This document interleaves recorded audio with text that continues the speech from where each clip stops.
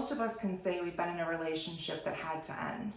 What do you do when you're in a relationship where you really care for the person, but you're just not that into it and you do want to end things?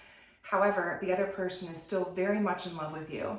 It can be really tricky and very heartbreaking. The things you need to keep in mind are your happiness matters. If you're thinking about ending a relationship, even if the person is not on the same page, your feelings matter in this. So make sure to evaluate, really think critically about the reasons why you're unhappy in the relationship.